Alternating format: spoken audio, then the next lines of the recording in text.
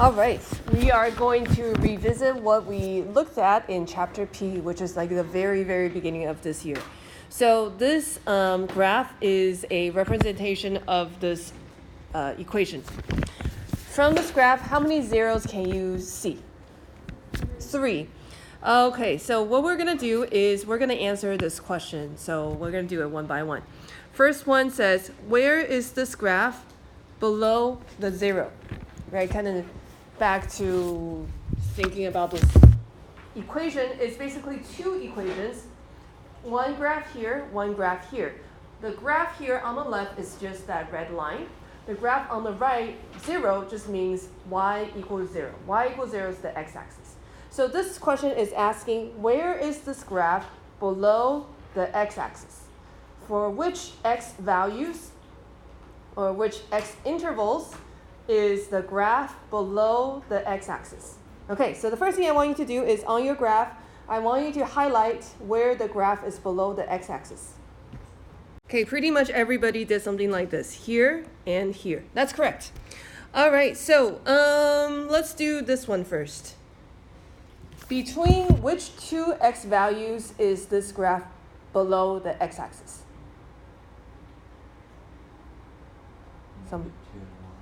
Okay, -2 and 1. Now the question is, do I include -2? Do I include 1? So let's have you guys talk to your partner. Do you include -2 and 1? Okay, so what did you guys and your partner say? Include or no, not include? No. Okay, how many people say include? How many people say don't include? Okay, don't include is correct, but why?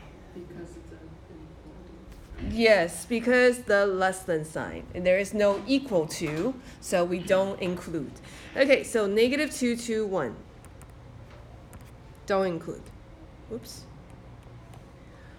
All right, now there is another part that we highlighted, which is that little tail on this graph. How do we write that interval? -infinity to -4. Yes. Now let's look at the next one. How is this next one different from that first one? Yeah, sorry, I can't. My ear has some problems. Can you say it a little louder? Why? Correct. We want to include the numbers because it's equal to. So -infinity to -4 include. And then -2 to 1, and both of those points are included. Okay, so let's go ahead and have you try the other ones. Where is the graph above the x-axis? All right, let's try Blake. What'd you get? Parentheses, -4, -2, parentheses, u, and then parentheses 1, infinity, parentheses. Good. All right, and then let's try Jennifer, the next one.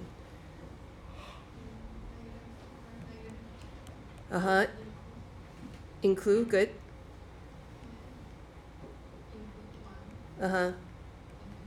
Okay, good.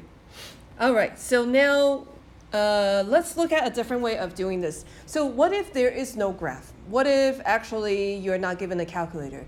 Can you figure out where things are? So this is where you're going to learn this thing called the sign chart.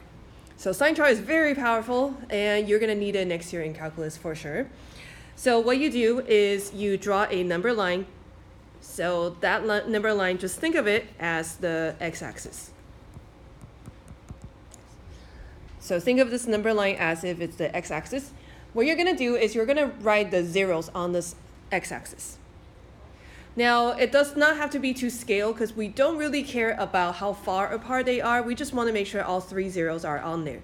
So -4, -2, 1. So these are the zeros. So you want to get the zeros on there. The next thing you're going to do is you're going to pick some numbers because you're going to test to see if it's going to be positive or negative. So you're going to pick a number in each interval. So let's pick a number that's in this interval, which is smaller than -4. So give me a number that's smaller than -4. Negative 5, that's a good number. Negative 5. All right, now give me a number between negative 4 and negative 2. Oh, negative 3? Yeah, negative 3. A number between negative 2 and 1? 0. If 0 is available, you always pick 0. Okay, a number bigger than 1? 2. So bad numbers to pick are fractions, unless you have no choice and you have to pick a fraction, and really big numbers because it's just hard to kind of work with them. Okay, so let's rewrite this problem, this polynomial, in factored form. Since you have all the zeros, the factored form is very easy. It's just going to be x plus 4, x plus 2, and x minus 1. Okay, so the factored form is just basically all your zeros altogether. Okay, so what you're going to do is you're going to test those numbers, but you don't actually care about the number. You only care about the sign. So it should be really fast. So let's take this first interval, the interval that's smaller than negative 4. You put negative 5 into the first factor. Negative 5 into x plus 4. Is it positive or negative? Negative. All right, so we're going to write a negative here. Put negative 5 into the second factor. Positive or negative?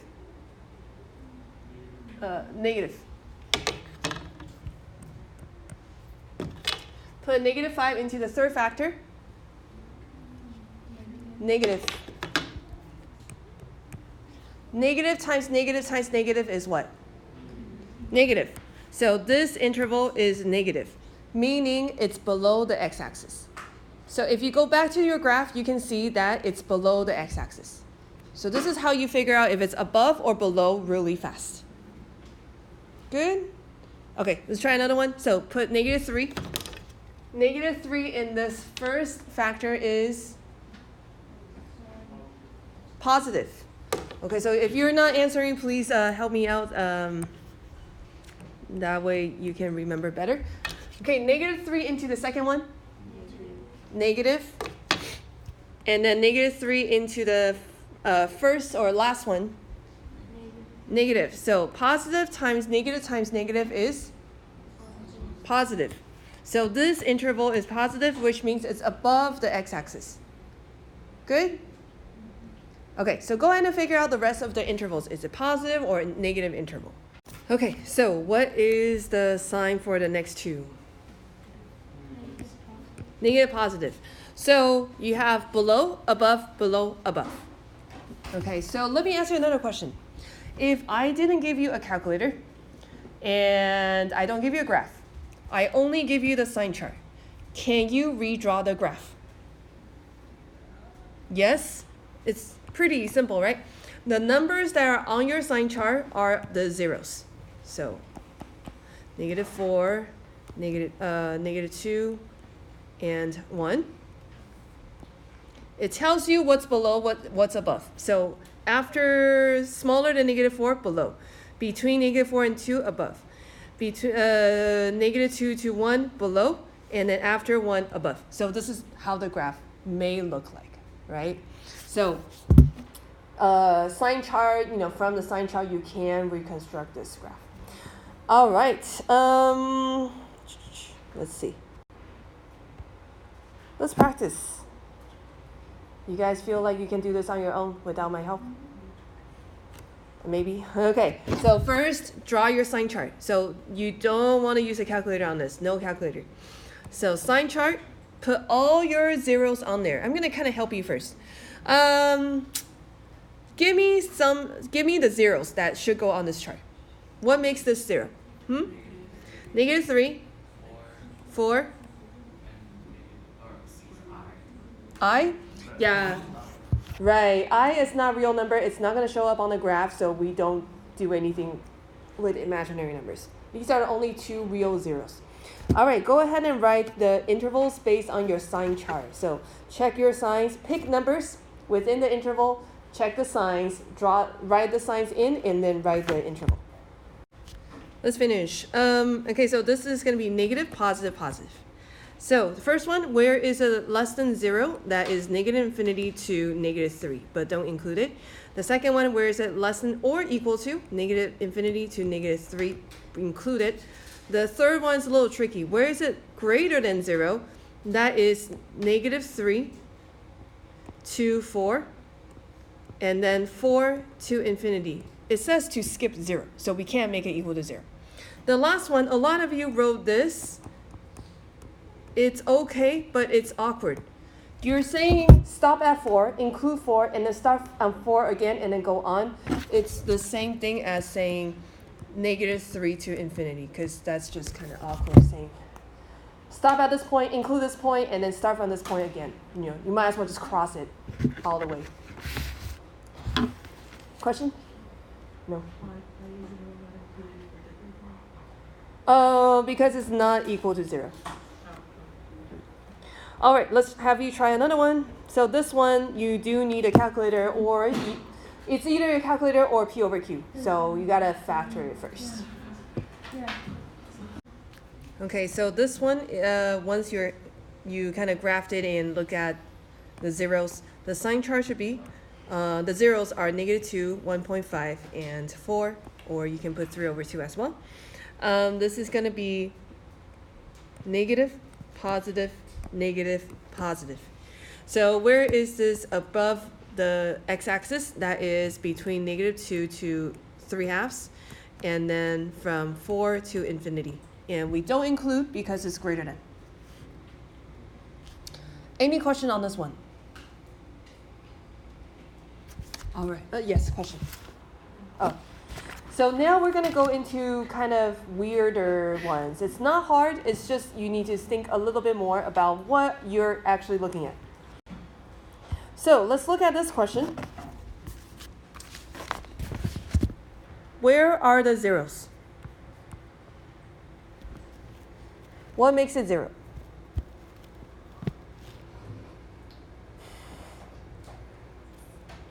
Huh?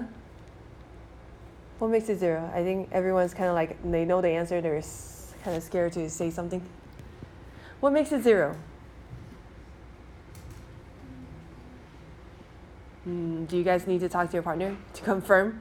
Okay, talk to your partner to confirm that your answers are correct, that the one that you're thinking in your mind is correct. What makes it 0 that's real? That's real. Yeah. Huh? What number makes it 0 that's a real number? We don't want imaginary. It's not a hard question. Well, what did your partner say? Okay, tell me what your partner said. If you don't want to say your answer, tell me what your partner said. Huh? Imaginary number. We don't want imaginary numbers. So what? Quadratic formula. You don't need quadratic formula. 0? 0 makes it 0? Ooh, this is not. What makes it? Huh? When x equals what, the whole thing is 0. Huh? Yeah, but we don't want imaginary. I'm so sad. Okay, nothing makes it 0. Okay, nothing makes it 0. This is okay. If you try to solve, this is going to be imaginary, right? Square root of -7, that's imaginary. If you try to solve this one, same idea, -1/2 square root, so square root of negative. So nothing makes it 0. Nothing makes it 0. Now let's look at it a little bit more closely. This first one, x squared plus 7. Is it always positive or always negative? Positive. How do you know? Because a square, well, even if it's a square, there's a possibility that it could be negative. What's the thing after that? Plus 7. Okay, so if it's squared, it's guaranteed positive. Plus another number that's positive, it's guaranteed positive, right? So this is always positive. What about 2x squared plus 1? Evan's giving me a nod, but what does he want to say? Huh? Always positive. So then, let's answer those questions. Okay, so talk to your partner. What are those intervals? Okay, so this is all positive, right? How does, and does it ever touch the x-axis? No, because there's no 0. So how does this graph look like? Floating on the top, right? It's floating. It's getting close to Halloween. Okay, floating on the top of x-axis. All right, so answer those questions. Find the intervals. Talk to your partner. You guys can figure this out. I trust you guys. I believe in your intelligence. Yeah. Okay, so interval, none, none. Because, you know, kind of if you draw it, it would be something like that. It's all above.